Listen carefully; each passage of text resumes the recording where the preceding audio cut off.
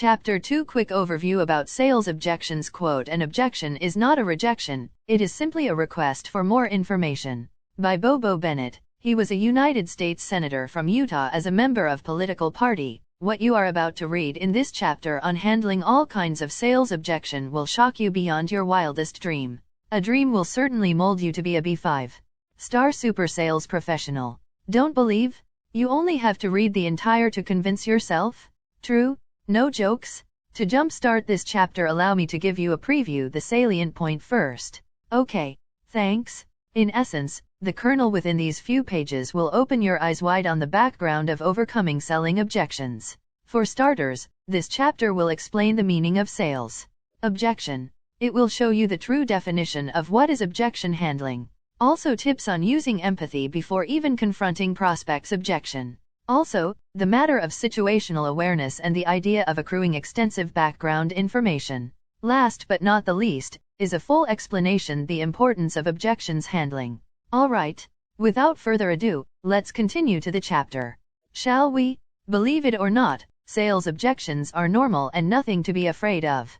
In fact, virtually every prospect you speak to has sales objections or reasons they're hesitant to buy your product. If they didn't have reservations about your solution's price, value, relevance to their situation, or their purchasing ability, they would have already bought it. In truth, objection handling is a natural part of selling, but it can be a significant roadblock when you're trying to move prospects through the pipeline. Make no mistakes, you might even be tempted to accept the objections and send a breakup email straight away. But you need to learn how to both discover and resolve these concerns if you're going to be successful. In any case, when objections arise, it isn't the time to give up. It's time to re-emphasize your product's value. In case you forget, in this book, you'll learn everything you need to know about objection handling, including ways to rebut common objections. One area to touch on is the meaning of sales objection. In truth, a sales objection is any concern a prospect raises in reference to a barrier obstructing their ability to buy from you, an explicit indication that you have to address more aspects of the buying process than you initially anticipated.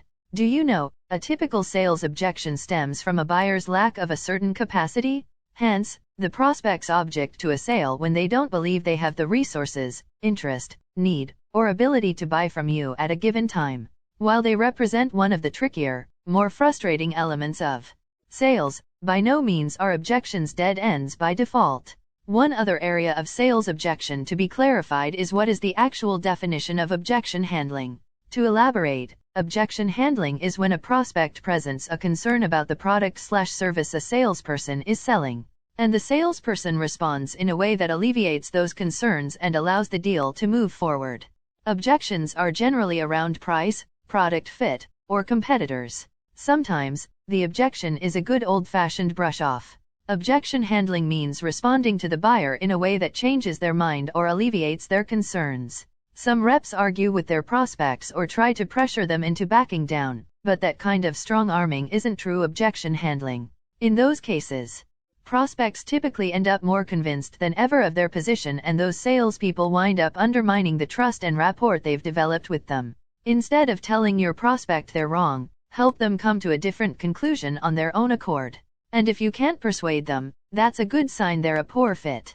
It's also important to distinguish between sales objections and brush-offs. While objections are authentic, brush-offs are excuses.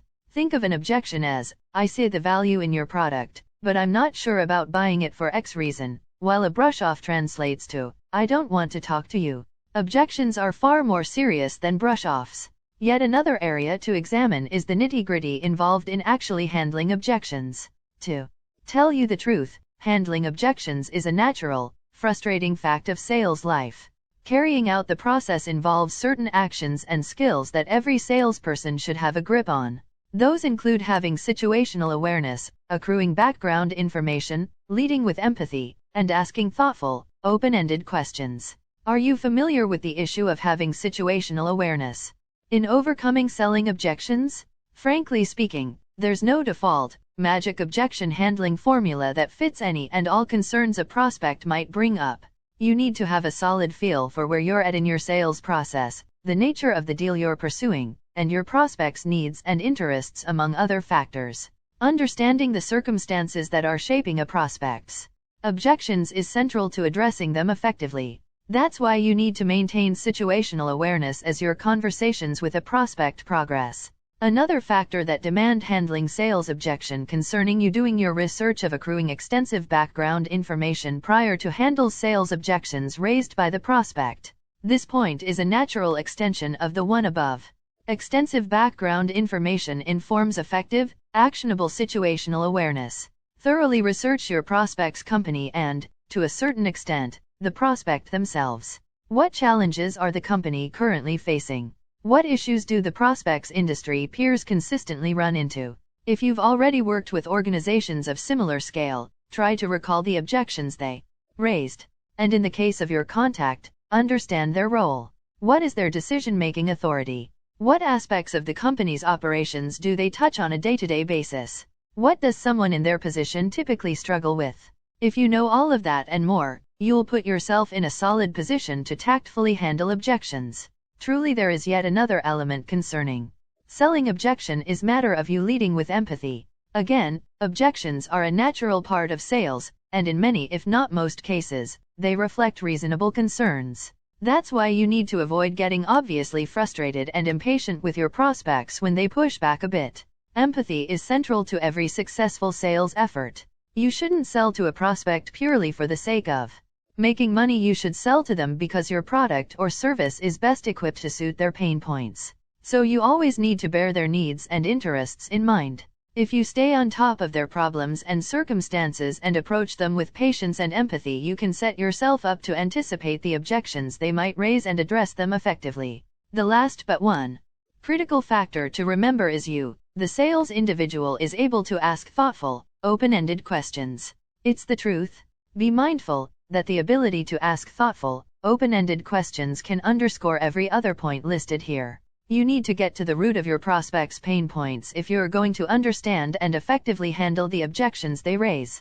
That often starts by asking them relevant, tactful questions and giving them the space to discuss them thoroughly.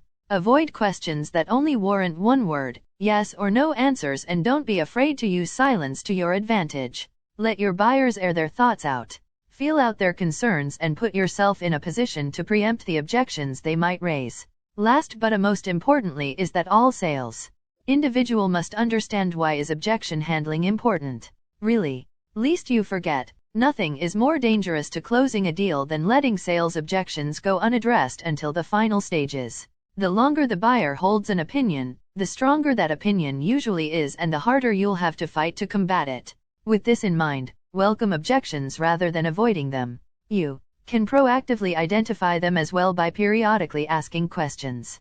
To conclude this chapter on the topic of the discussion of the quick overview about sales objections, it cannot be overstressed that the contents of this chapter is like manna from heaven. Believable? You bet. It will transform us to be super salesperson. True? Not to sound like a parrot, it is indeed wise to recap some critical factors. In a nutshell, do remember this chapter explains the significance of sales objections. It shows you the true interpretation of what objection handling is. Also, ideas on using empathy before you even face the prospect's objection. Plus the topic of situational awareness and the idea of acquiring extensive backdrop information. Last but not least is a full description of the importance of objection handling. Being an avid reader of this chapter, it's as good to ask yourself, how does it benefit? Not in too many words, you will be more confident to face any sales objections thrown at you. Get my idea? As a footprint to end this chapter, allow me to quote the words of Samuel Johnson. He is an esteemed English writer who became a prominent literary figure in England. He says, "Nothing will ever be attempted if all possible objections must first be overcome." End of chapter 2. P.S. Come to think of it, we know if it is a lengthy chapter, yet we want to congratulate you for watching and reading this chapter completely. Needless to say, since you have fully read this chapter, therefore, you now deserve more forthcoming weekly free bonus of chapters of the book How to Handle All Kind of Sales Objection. Additionally, we are eager to know which part of this chapter you learned most. Your feedbacks are critical so that we can help each other grow effectively. Lest you forget, these sharing will continue in the Facebook, LinkedIn, and of course in our author, trainer, and consultant's email, josephsfn@gmail.com. Upon request. Alright, thank you. We hope to meet you next week. Goodbye and best wishes from me, yours truly, Madam Sophia, the virtual presenter to CTM Joseph. 22 May 2022,